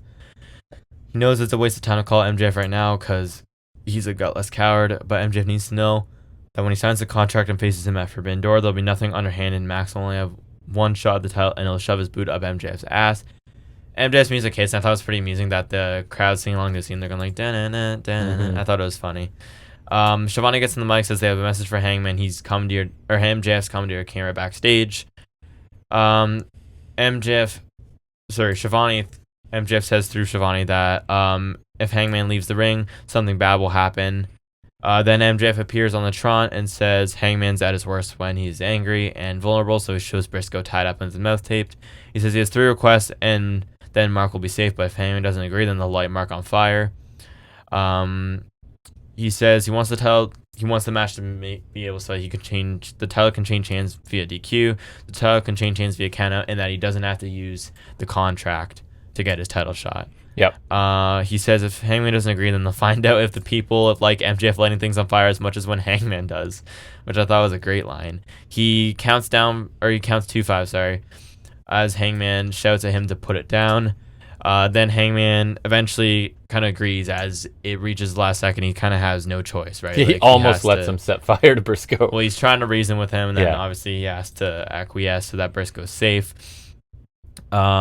He then grabs a chair and sprints backstage. Yeah, so obviously there's the ridiculousness of the taking a hostage and going to set him on fire, but AEW sort of created a world where that stuff happens. We have home invasions and houses being set on fire. Certain things like people with bags over their heads and stuff. So to me, I liked it because this is the classic, you fired a warning shot and MJF drops a nuclear bomb, right? Like, he was outsmarted in the ring. Mm-hmm. He got out-talked by Hangman, and now he's basically doing whatever it takes to get what he wants. He's going too far just to get himself back where he wants to be. He's going several levels over and above to get what he wants, but at the end of the day, I put that Hangman used his scalpel and MJF's using a sledgehammer, right? But he's getting what he wanted, right? So Hangman excels at being the smart babyface. MJF excels at being the dastardly vicious heel, and this is where he went. So again, I'm enjoying the build to this match quite a bit, and I know the whole hostages and pouring gas on them is ridiculous, but that's wrestling, man. If you're struggling with I know we struggle with some stuff we think's ridiculous. This is within the world they built, right? Yeah. So I enjoyed this. We set things on fire. We've kidnapped people before, right? While they did go back on what MJF said last week, I really like what they did here. He got outsmarted last week, he got outplayed, and he knows it, so he exploited Hangman's good character and compassion to get ahead again, which I think is smart for a prick like him, right? Yeah. It's completely in his character to exploit that. And I thought it was a smart way to keep MJF with the contract if that's what they want, but still keep the match we have for Forbidden Door. And it's smart because it kind of highlights what kind of character Hangman is. He looked smart last week for outsmarting MJF, but he doesn't look dumb here. He just looks like a good person, who cares and respects Mark, right? And I think MJF's pride was hurt last week, and he got sort of beat at his own game. So MJF is now just now he has to overcompensate, yeah. And reinforcing MJF as that supervillain character he is. So that was great. And I wonder if the Syndicate would have been here instead of Ricochet and Goa if that wasn't pulled. Right. I saw someone say they think it's a work and then they'll help MJF win the title. I doubt it. No, I don't think so. Then we get Hangman backstage. He hits Ricochet with the chair and shows him asking where MJF is. Security separates them. Goa come back after Hangman's gone. Angry Hangman's great. This was fine. I didn't even write anything down on that. I forgot. Yeah. Then we get a main event, which is Mercedes Moné and Athena versus Toni Storm and Alex Windsor. My first note is Storm quotes a movie from 1999 because she see the "Get in My Belly," which is from Austin Powers from 99. Talk about timely. Timeless. It's because it was Fat Bastard, who was a Scottish character, I believe. I see. That makes sense. So that was, but still, 25 years ago. Yeah. Anyways. Almost 26 years ago. Which actually, she's from 60 years ago, so her character, right, is 50s or 60s. So I don't know. She's a time traveler of some kind. Or she's playing the part. Yeah. No, but this is a real person. This is a real person. She was playing the part of a regular person. This is one of the features of your company right here. Yeah. Storm and Windsor hit stereo clotheslines on opposite corners, then they hit headbutts. Athena has a low suicide dive to Windsor, and she goes hard in the front of the announce table, but thankfully she's okay. Yeah. Remember she? Oh my God! Yeah, that looked tough. Yeah. Storm hits a hip attack to knock Moné off the barricade, off the apron. I think I meant to say. Then I'm gonna fix it. Because. Yep. Then Athena powerbombs Storm straight on the floor. Storm takes a code breaker from Athena, then the backside from Moné into the bank statement, but Windsor breaks the hold. Windsor the hot tag flurry. Athena hits Storm with a pile driver on the top of the steps. Awesome. Looked gnarly. Windsor submits Moné. I think it was in a sharpshooter. But Athena had made a blind tag. She hits Windsor with the Eclipse for the win. Yeah, I thought this was another good tag match on this show. I thought all four worked well. Windsor continues to impress me. and she's been in like a highly visible role for a new talent, right? Hasn't been perfect with no it being character with Storm, development, but yeah, she's been ruined by Storm. Athena's dive and then the pile driver on the steps I thought looked awesome. Yeah, she definitely had the most notable spots. I thought Storm did less than some others, and maybe that's just to preserve her because it's kind of a meaningless main event, right? Yeah, it's like the pay-per-view preview thing, right? But I enjoyed it, so I don't know if it's like a super high quality Dynamite main event, but I thought it was good for what it was. Yeah, it was a solid match. Not the best main event, but it was solid. A couple of scary looking bumps, like you were talking about. They're no Javon Evans though. We'll get there. Oh, I told you. That's the thumbnail this week. Yeah, I'm just glad Athena's okay after that dive because she went straight into the table. So I don't think it felt like a main event, but it was a good match. Athena winning here does worry me since usually that's how momentum swings, is that she'll lose now. It doesn't bode well for her chances. I really hope she wins the title, but it doesn't super And feel she like hit her finisher, right? So she didn't pin Storm. No, she didn't. So at least there's that, but it's like then Storm could have just pinned Monet again. Steven. Or something. I guess they don't want to have Monet lose again. I don't know. It's weird. Yeah.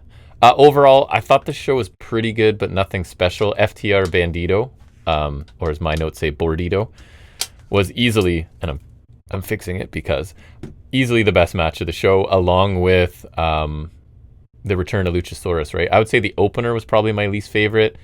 The Copeland cage stuff was pretty good.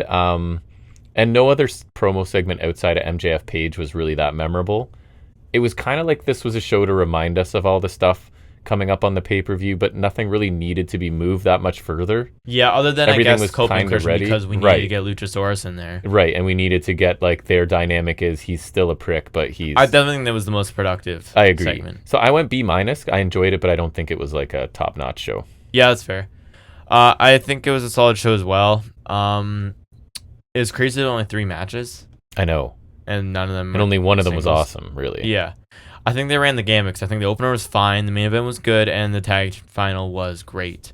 I do think the show gets bumped up a bit for such a great tag match. I really hope they keep the momentum up, like I said. And Luchasaurus gets bonus points from you. Luchasaurus bonus points as well. Ospreay's opening segment was good, but could have been better. Copeland Christian segment was really good, I thought, and bolstered by a notable return. Hangman MJF stuff was also really strong. I think the opener and Ospreay segment were more to my liking. This would be higher, so I'm going to agree with the B-. I did enjoy the Ospreay segment to open as well. I didn't mention that. All right, let's shift gears. We'll do some trivia. You know what it is. We call it Off the Top of His Head.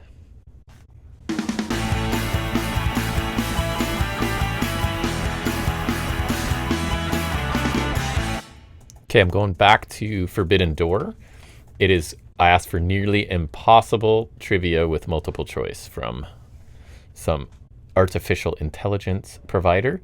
So we'll see if they're right or not. I think it's 15 questions. Number 1, which New Japan wrestler was originally scheduled for Forbidden Door 2022, but missed due to COVID-19 protocols? Naito, Takahashi, Ibushi, Sanada. Takahashi. Correct. Did you know, or was it a guess? No, it was a guess. Well, he's back now, baby.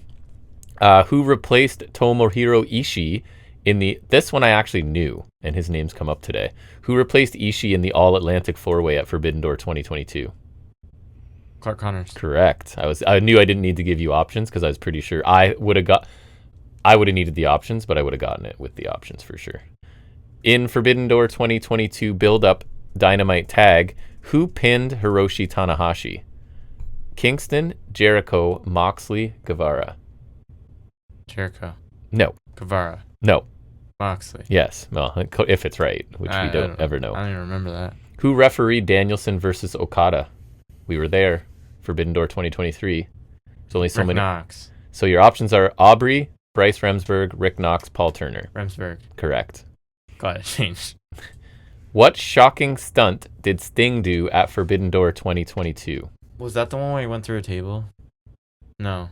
This one, it's saying not that. I think that was the year after. It's dove off the entrance stage? Yes. Yeah, it is. Yes. Which wrestler was briefly concussed during Forbidden Door's 2022 pre-show factory match?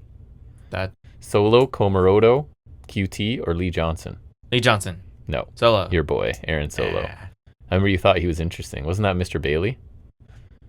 Yes. He dating Bailey? Yes. She had an interesting thing this week. Yeah, Made she me hears laugh. voices. Very much Jeff Hardy in TNA when we get access to his thoughts. That's not good. It's a classic. That's not. Kurt Angle's a machine. I'll never forget that. That's not good. Oh, here you go. Good luck with this one. What was the official attendance for Forbidden Door 2022? I'll give you options. Well, I wasn't there. 14,832, 15,447, 16,529, or 17,000. 16. Correct. Very good. Okay. You knew. Yeah, I did know. This guy knows deep down. I knew. He knows the attendance Deep of down. every show. At Forbidden Door 2023, Minoru Suzuki, heard of him, No. and his partners sang what on the ramp? Sorry, 22 or 23? 23. Saying, Eye of the Tiger, We Are the Champions, forgive the pronunciation, Kaze ni Nare. That, because that's his theme song. Correct. Or Wild Thing. It's like, here's 3 English songs, and here's a Japanese one. Which one did the Japanese guy sing? Yeah. Well, it's also like, why other ones don't make sense because Wild Thing would have been Moxley. Right. Or that's his theme. It's like, I don't know why he'd be singing that. At Forbidden Door 2022, wow, this one's up your alley. Whose entrance gear was a tribute to Hayabusa? Was it Options? Ospreay? Pac, Oh, Ospreay was 24. Pac, Penta Oscuro, Andrade, or Phoenix? I feel like it's one of the Lucha Bros. Yes. Penta? Yes. Yeah. It's Penta Dark. Penta Oscuro. Well, according to this. Again, Yeah. who knows? I know Ospreay did that. Remember last week? So remember it had the waist thing and it had like the ribbon sticking off? You thought it was weird? It was weird. Yeah. What legitimate injury did Bryan Danielson suffer versus Okada when we were there? Broken forearm. Correct. Which AEW New Japan titles were defended at Forbidden Door 2022? What? Which AEW New Japan? / New Japan. Oh. It's saying AAA tag titles, Ring of Honor. Which ones were? Yeah. Okay. PWG or Impact. PWG was not. Or AAA or Impact or Ring of Honor. So wait. Is this AAA real? tag titles. Wait. Go again. AAA, Ring of Honor. Ring of Honor were. Yeah, there's your okay. answer. Yeah. That was okay. Why were they considering that New Japan?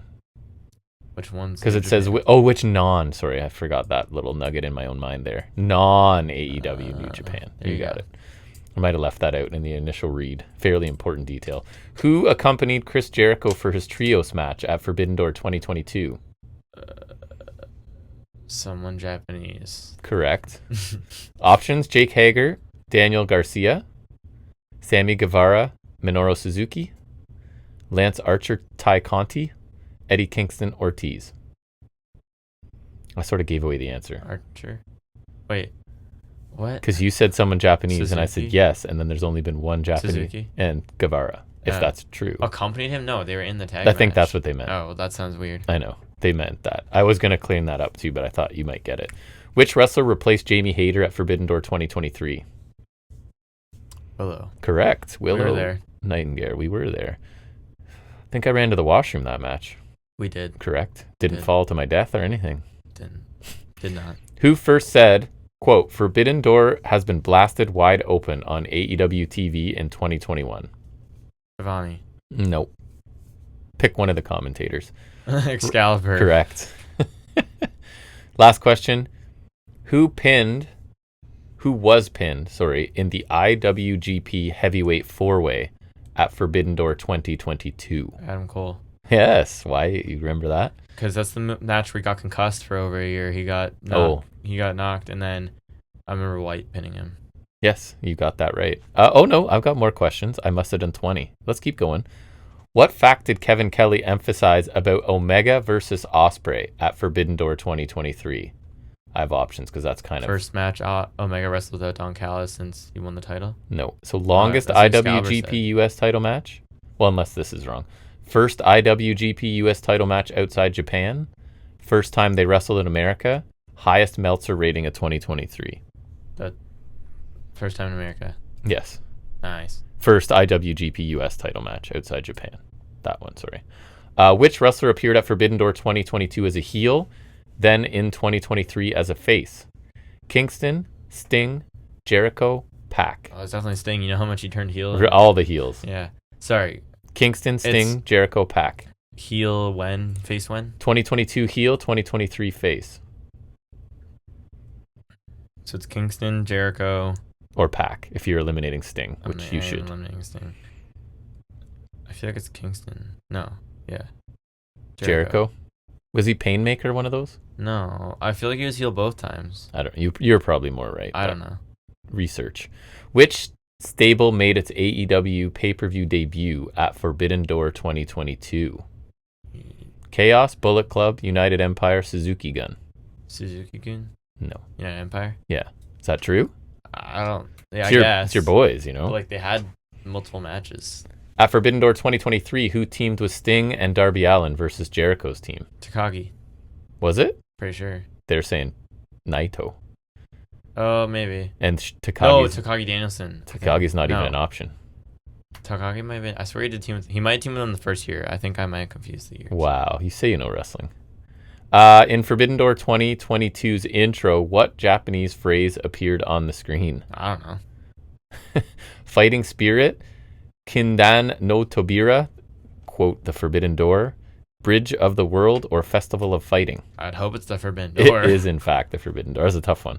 All right, good job. That was interesting. We'll have to find a new topic for next week, I guess. And now we'll get back into talking about weekly wrestling, a little bit of Raw, a little bit more of NXT. It is what we call Highspots and Restholds.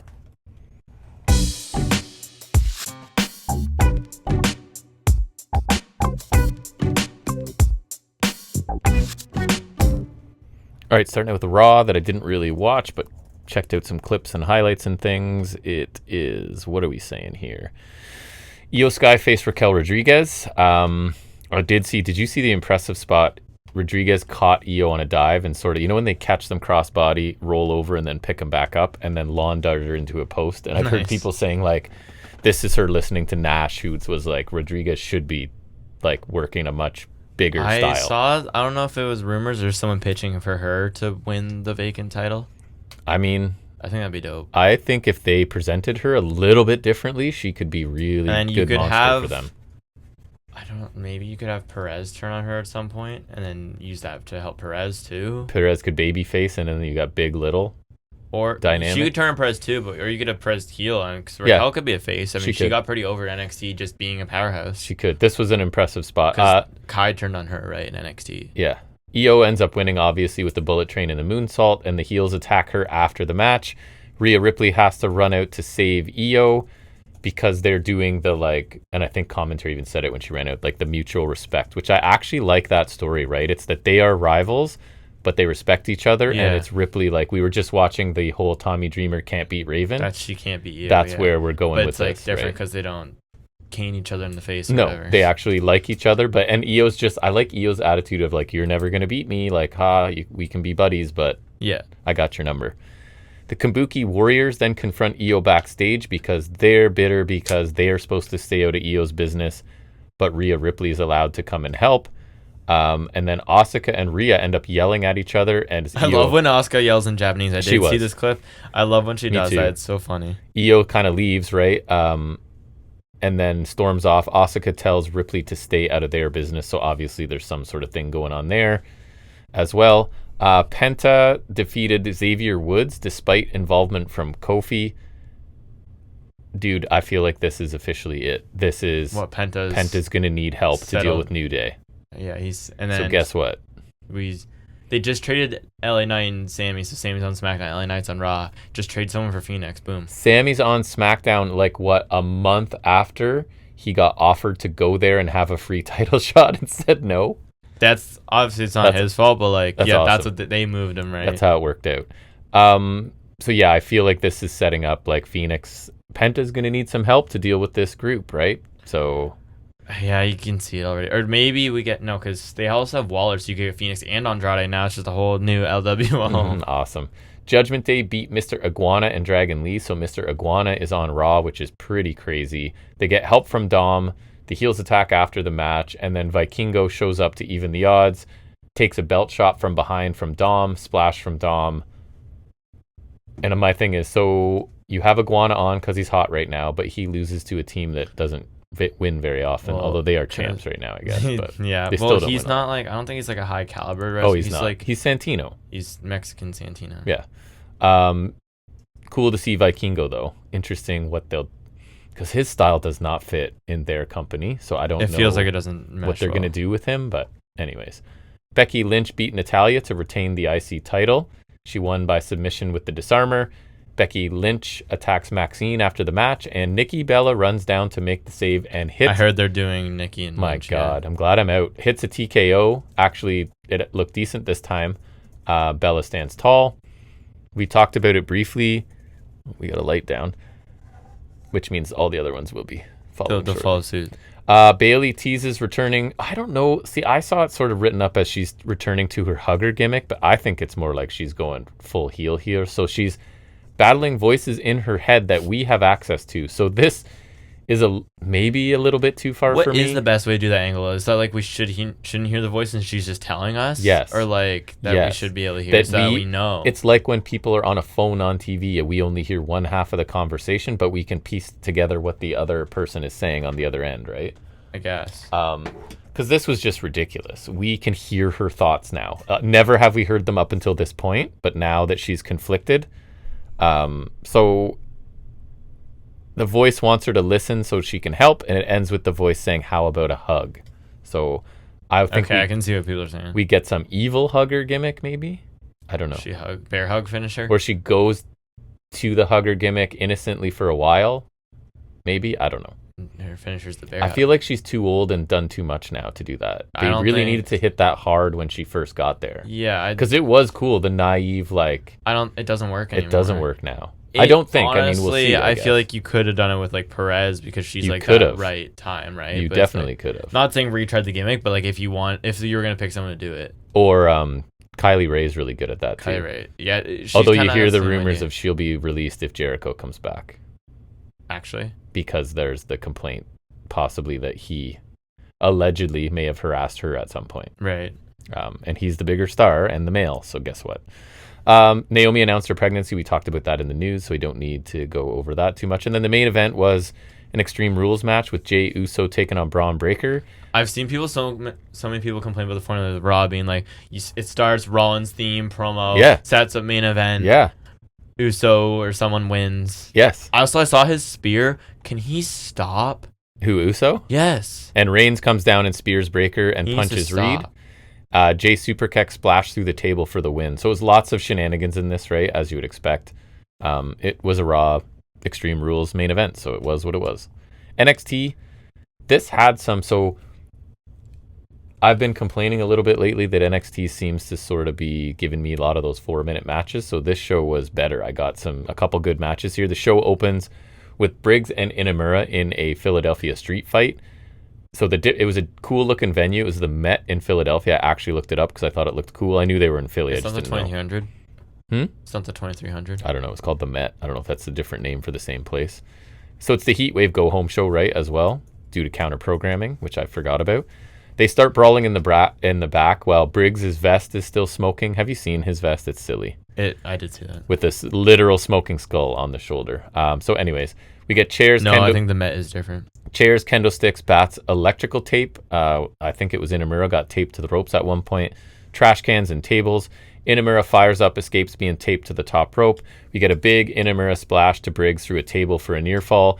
And then Briggs hits a pretty stiff clothesline with a chain on his arm and then a pretty crazy looking moonsault to Inamura through a table. And it's over after 16 minutes. Commentary goes out of the way to tell us. I thought it was really weird. Like, well, this issue's over. I wonder what Briggs is doing next. Like, clearly, this is done. The match was what you'd expect from these two, and I think that's, like, in a good way. It was physical, couple of spots for each of them. The finish looked pretty great, but was kind of out of nowhere. Like, just all of a sudden, boom, clothesline, moonsault over. Felt a little rushed almost. I still thought it was a really entertaining opening match. I talked about it before. If I'm booking it, I would have liked the story of this match being... So one thing that bugged me, right? Because the story of this has been Inamura's too honorable. Yeah. Well, he's grabbing weapons right away and stuff. I would have liked that he tries to work this match without using weapons, right? But Briggs just keeps dominating him because... I guess he uses weapons when he's allowed. And then Inamura uses it at the last sort of resort to win. But anyways, the match was pretty good. I think the story's over. Really an abrupt ending between these two. I don't know if maybe Inamura has to go back to Japan, right? Who knows? Yeah, I could imagine that. But yeah, abrupt ending to the match and the feud, kind of. Then we get Jasper Troy taking on Ricky Saints. This match was weird. the crowd is pretty dead because Jasper Troy probably got 90% of this, and I don't even think I'm exaggerating. That's crazy. Troy misses a senton on the steps, which was like a callback to when the ramp collapsed, remember? And he's tried to save it by just sentoning him. Saints hits a tornado DDT on the floor to shift the momentum. Crowd starts to get involved, rolls Troy into the ring, hits another tornado DDT, and it's over in 10 minutes. So it was almost entirely Jasper Troy on the offensive, which at this point is not the most entertaining thing to watch. He's just pretty basic big man stuff. But he carries chains. He does have potential, I think. And on the mic, I don't think he's bad. And then just, it looks like Saints is getting the momentum and he's going to start fighting back. Nope, 2 moves. Same non-finishing move twice, I guess, because he can't pick Troy up for a Rochambeau, probably. Well, he does a spear. Right. And it would probably do it better than Uso. Or even tornado DDT on the floor, then a spear, right? Like, it was just same move, and he wins. Odd choices to make, I thought, and the match suffered a little bit because of that. Like, why give Troy the whole match? I don't know. It was weird. The Elegance brand has 3 members plus the guy. The guy is the personal concierge. What's his name, though? I'm pretty sure that's what they just call him. I don't know. But what's on his jacket? Remember, we saw him live. I think I make note of it later. That's the only reason I remember. I had no idea who the third woman is, and the second woman, I know she existed, but I didn't know who she was. By Elegance. So they are mad because Masha Slamovich has been named the guest referee for their match. And man, Masha's just lost all coolness to me. It's gone. When she came out as a raging, angry Russian who didn't speak English and just screamed in Russian, she was MK Ultra thing. Intimidating and awesome. And now she's just another person. It's really weird how much they've sort of taken away her edge. She was champion with that. Jordynne Grace in-ring promo. She says she's wrestled a long time and adjusting to WWE has been hard. She's never had anyone try to exploit her insecurities and force her to address them publicly. Referring to Monroe, I guess. She doesn't want revenge. What she wants is for Blake to see herself for who she really is. Monroe's music hits and she comes out with security, calls Grace her muscle muffin, which actually made me laugh a little bit. Blake says there is no redemption for the truth. She has a contract that cancels the match if Grace touches Monroe. So this is how she can insult her. It's the no fighting thingy. That's it. Thou shalt not touch before the match. Grace seems to stumble a bit before talking about evolution, where Grace's role was bigger than Monroe's, and because of that, Monroe is jealous. Blake says Grace is a reject playing superstar, and there's not room for both of them. Grace almost touches Monroe, but changes her mind and takes out a couple of the security instead. The interaction was okay. I think what they wrote for Grace was pretty good, but her delivery is not. She's not the strongest. She's not making me believe it. Like, it really feels like this was written for me, so I'm saying it, right? The opposite of, like, Ospreay, who's like, I believe that you actually are saying this, whether it was written for you or not. She could really use a mouthpiece because I think she's great in ring and she has a very cool look, but talking is not her thing. Monroe was fine, but it's still tough watching her navigate NXT with this character when she came from a better place with a much better character. Such a better character. Immediate comparison too, right? I haven't had time to forget it. Yeah, that's true. It's like right up against it. Same year, right? It's been within a year span. So despite all of this, I think I am interested in a match between the two because it could be really good, right? Hopefully. And then you've got Lainey, what's her name? Lainey Reed? Is that what it was? Yes. She's sucking up to JC Jane again backstage. Zarya and Sol Ruka show up with words for fatal influence. Lainey tells Ruka that at least Jane defends both of her titles, which I thought was funny because I think that's a shot at the speed title being not really a thing. Apparently since the deal's up with X right now, so like they have no reason to do speed. It's funny. She's like, at least she defends both her titles, right? That's awesome. NXT Spotlight, which is now nothing. It's just like what they call an interview. It used to be a little bit of actual something, and now it's nothing. So it's Javon Evans in a stairwell. He said Trick is goofy, and Evans has his number. Javon needs to think like a champion and get through Trick to get to Oba. Trick is trying to be a rapper and an actor while Javon is trying to be a champion. I think that is okay. Like, he's trying to be like Trick spreading himself too thin, and I'm focused on one thing. So that's my advantage. And he sounds believable, right? At whatever, 20 years old. Again, he's a pretty complete wrestler, other than I'm sure WWE wants him to put on like 30 pounds. But I love Javon. In due time. The Ash brand take on Fatal Influence. And again, Masha Slamovich is the ref. Welcome back to NXT, Dana Brooke. Am I right? Another one. Get released. What about Extreme Dana Brooke? Get released and find your way back. That's right. Oh my God. That was one of my favorite, worst things ever. So I've never seen 2/3 of the Ash brand wrestle. That will get me to pay attention. At least the tall one's in first, and then the small one, I think their names are M and Heather. Could be wrong. Crowd sings for JC Jane, so it's a weird dynamic since Fatal Influence were basically treated as baby faces because it's super heel factions facing each other. I thought so Elegance Brand was babyface. I don't think they are. The crowd seem to adopt Fatal Influence. The ones that are at least from NXT, I guess. Right, like they go here sort of deal. Iceman, that's who he is. And I have name thanks to his jacket. Interferes, gets thrown out by Masha. Heel shenanigans by Ash Brand. So both groups are here. The heel, this is another strange choice on this show.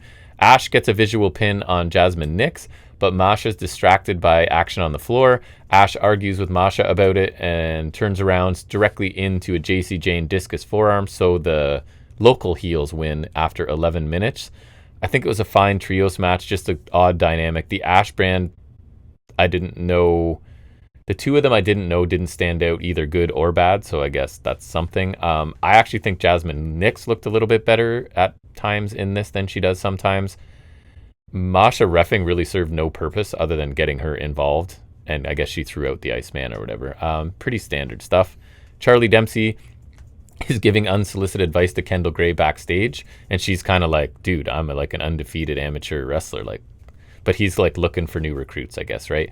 Ren shows up and says Charlie's grumpy. The Culling then show up. Charlie ends up claiming that Ren could beat Izzy and Paxley at the same time, and the Culling agree to the match, and Ren's obviously a little upset. So it's basically all of his eggs are now in Ren's basket since the other two have left, so he's kind of over-promising stuff for her at this point, right? I guess is where we're going. Then we get the NXT's Canada-United States Peace Treaty. So it's Ethan Page, who I love, with Chelsea Green, who's fine, and her secret Hervis of Niven and Fire.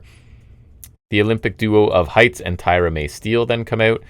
Page starts out by putting over Heights, then says Heights looks at Page as an opportunity for a title, and since Heights is new in this world, there's no second or third, only gold, and he has, I think that's a reference because Heights did not win gold, right? He's talking about I think at Olympics. He said Tyra May did, right? Yes, and I think he's saying second and third doesn't matter here. I've got gold and that's it. Height says he has honed his craft and done the work. He wants what's on his plate and Page's plate as well. Green tells Heights there's no need to be disrespectful towards Page, that Heights was being rude like an American. Green said that Canada is a superior nation with superior athletes. Then we get, I can't remember her name, Tyra May Steele, right? Yes. She speaks up saying that Green was talking so much and had nothing to say. Green calls her a so-called gold medalist, and Steele assures her that it's not so-called and she can take out Green at any time.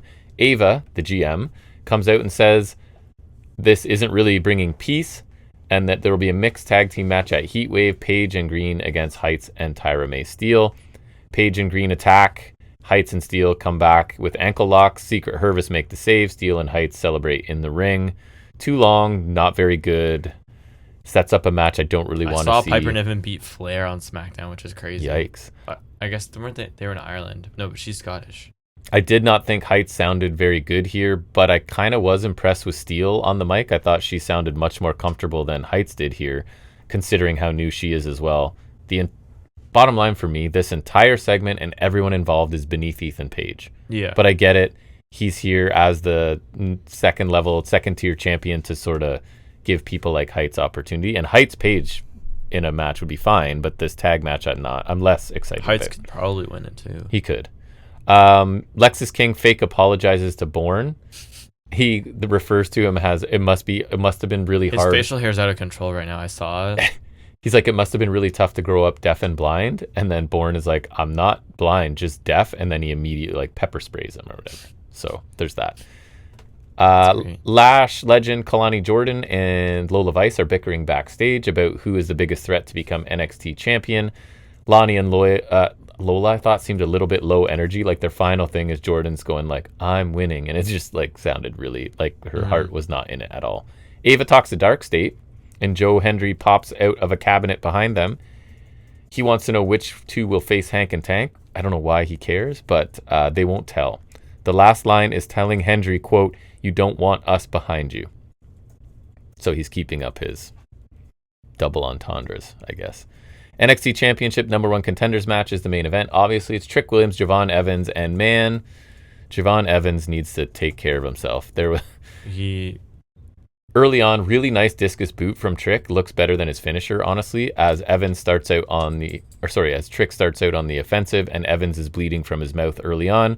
Evans gets pushed off the ropes in an insane spot where he crashes through the announce table. Our thumbnail. The announce table is closer than usual, but still, there's a great photo of him in midair. Yeah, it looks awesome. Evans is selling his back. He does have a crazy vertical, so it makes sense for him to be able to do that. But it looks like he almost went over the table. Like he was very much caught the far edge of it and then into the floor. He did go through it. But... Trick sets up for the trick shot when he notices that Santana is up in the balcony. He looks stupid for that. I did see this. He does. That, especially it's like a big high stakes match. He's just like, he's a bit around. He's just like... So then Evans hits a cutter and a huge top rope cutter for the sudden victory as the show they were right up against their heart out. It was over the second it was done. Really good match. One of Trick's best, honestly, in recent. It's crazy that a 20-year-old is carrying Trick, right, to a good match. Yeah. Evans takes a great beating, and when he fires up, right, the crowd is really behind him. The table spot was incredible.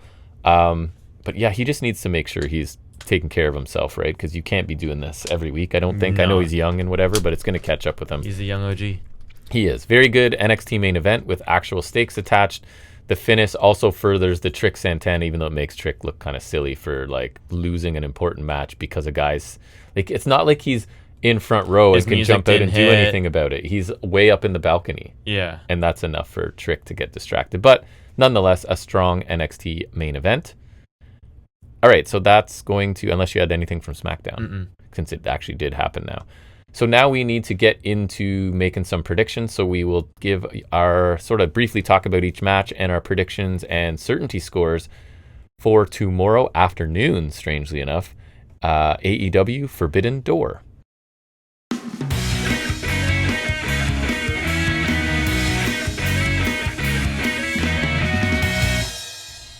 Forbidden Door, 9 matches. So we do certainty score, if you don't know what that is.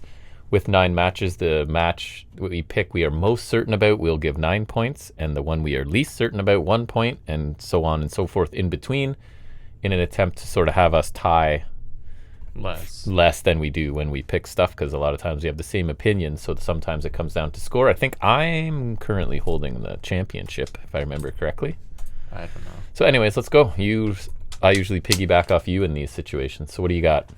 First up, I got Fletcher and Takahashi for the TNT Championship.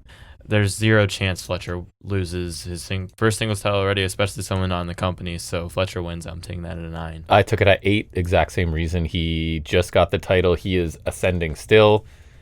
I like Takahashi a lot. I think the match could be fun, but there's no world where Fletcher doesn't retain. Then we get Monet defending the TBS title against Persephone from CMLL, Bozilla from Stardom, and Windsor of AEW. For the TBS title, of course. I do think it's been good that Windsor's been prominent. She's been established as a threat, but I think that's something we build in a one-on-one program. This is just getting her hat in the ring and giving some international flavor to it. She's in that orbit, and I don't think any of the imports are winning, right? So I'm taking this at a 4. I took Monet at 5. Similar thought. Windsor can't win. They haven't developed her enough outside of she's good in the ring, and the other two don't work there. Don't even go here. Yeah. Yeah. Then we get Copeland and Christian Cage, aka CNC, against the Matriarchy. It's the story of their reunion. There's no chance in hell the Matriarchy, or even the FTR for that matter, can halt that. And since they have the match with FTR, they're gonna go through these guys. That's problem. They have to blow through this before they get there. I agree. So it's an 8 for me on CNC. Copeland Christian 7, same thing. They need to get rid of this feud before moving into the big one. Then we got Zack Sabre Jr. against another tough one to pick. McGuinness for the IWGP World Heavyweight title. I literally wrote, as if a part-timer from AEW is going to win New Japan's biggest title. Yeah, I'm taking that as 7. I took that one as 9. That was my this is a lock, if you will. Yep. Same reason. Then we get Hudson again defending the tag titles against FTR and Brodito. I feel like the rumor mills really helped us out with this one. Remember I said I went and changed one of mine? That was this one. I think it makes no sense. FTR beat Brodito. Syndicate lose the titles. They don't lose. FTR lose the titles to CNC in Toronto. I'm taking this at a 6. Same thing. I think that the rumors of Brodito being added so Hurt Syndicate don't take the pin makes sense to me. So I took FTR. They're going to pin probably Brody King. I don't know. I took a 4 for my score. Okay. Then we got Toni Storm and Athena for the AEW Women's World Title. I think this was the hardest one to pick for me. I really think Storm's not fit to be champion under this gimmick, and I think Athena should be, but it really doesn't feel like they've been building that. So I'm going to go save and pick Storm, but I'm taking her at a 1 because I really think there's a chance for Athena, but I'm not confident enough. There's a chance for Athena. I want Athena. It doesn't feel like she's winning. It just doesn't feel the like vibes, I want it as to be the Athena, kids say. And I'll be happy if she wins. Me too. But that's why I'm taking it at a 1 because I can't. I went with a 3. Okay. I'm a little more certain. But yeah, it just doesn't feel like a title change is coming here. Yeah. I wish it would, but I don't think it is. Yeah. Then we got Okada versus Swerve for the unified title. I think it's pretty much a lock to be Okada because he hasn't held this belt that long, and Swerve's also kind of injured. Like, he's rumored to be out for a bit, as well as Ospreay. So it's really not the time for him to have a belt run. So I'm gonna take Okada at a 5. I took Okada at 1 just because I wasn't sure that it doesn't feel like Swerve is winning this, but I think there's a chance, and because I know he's got the knee issues, which he's been dealing with for years, and because I was so certain in several other matches, this sort of bumps this one down. I'm not sure, so I went with a 1 on that one. Okay. Then we got Ospreay, Tanahashi, Darby, Omega, Ibushi against Death Riders, Gabe Kidd, Young Bucks in the lights out. This is the match. one I'm most interested to hear your reasoning because I have my pick and I don't really know why. I do know why. Okay, good. Go. I was torn at first, and then I really thought about it. I'm going to take the Death Riders team. Oh. A win for them can write off Ospreay so he can get the surgery he needs. It can also further the Darby Moxley because he'll keep seeking revenge because he'll get his ass beaten this. And so now he's still got an extra grind because if he beats Moxley here, you can do a singles match, but I feel like it's really got more edge to it if Mox and Death Riders decimate them here. So it furthers that story. Okay. Ospreay can pursue a full feud with Moxley after he comes back healthy because, he just got written off, but, then they want him back for Forbidden Door. So now Death Riders can write him off full tilt, and he can come back when he's, good. And then I also thought, because we had bits teased with Omega and the Young Bucks, remember? But then it ended up being Swerve and Ospreay against the Young Bucks. Right. So I think we could do a feud with the Golden Lovers and the Bucks off of the back of this. So I just think that there's way more storyline potential to come out of Death Riders winning here. There's multiple avenues you can open, both short-term and long-term. So I'm going to take Death Riders. But based on what I did, I think... Wait, did I not do a 3? I think I need a 3. Okay, so this will be my 2 because... Oh, wait, no. I want this as a 3. Never mind. It is my 2, and I took the baby faces, and I'll keep them just because I think you make a good case. And again, I had no real theory as to why it's the baby faces. I'm just going to take them because I'm not sure how they lose. Who's taking the fall there? Tanahashi? I don't know. I mean, if you beat the tar of Ospreay. Yeah, I suppose. Yes, it's his hometown, but, you got to do that sometimes. That's part of the... Darby. Maybe that's part of my calculus too, is it's Ospreay in his hometown. Is he going to take a loss? But they also have Sabre and Nigel where it's hometown no matter what. True. And so I'll take Ospreay's team. I'm not certain, so a score of 2. Last but not least, we have Hangman Adam Page defending the AEW World Title against MJF. Crazy that this isn't an 8 or a 9, but there's other ones I'm sure. Again, I do feel like there's a chance that this could go either way, but I feel like MJF having the contract indicates which way this is going. Much like the cage match, I think Hangman winning leaves more storyline potential because we can still have MJF he hanging still has over the with cash the contract. in. Yeah. So the only thing I have left is a 2, so that's where it's going to be, but I do feel like it's going to be Hangman. I'm Hangman 6. Same thing. I don't think it's coming off Hangman yet, and it also, that too, like right? you I said, feel like it's way too soon. He beats MJF. MJF still has the escape clause of the cash in later whenever he wants. So I'm pretty certain that it'll be Hangman. So 6 is my score. And I think that's going to wrap it up. We've talked about everything we can talk about down here today. I am going to go rest my finger and recover. Rest the finger, just not use it. And we will be back next Saturday for the last of us at this same table for a little while at least. We'll try and figure out a remote way to record. We appreciate you checking out the podcast and spending any time with us that you did to listen to us talk about this stuff. We will be back here next Saturday for episode 267. Hopefully Forbidden Door is amazing and we just want to record. You never know. We might put out something bonus-wise. We'll see. But regardless, you'll know when we post something, and we'll see you back here next Saturday for sure. And until then, everybody, take care.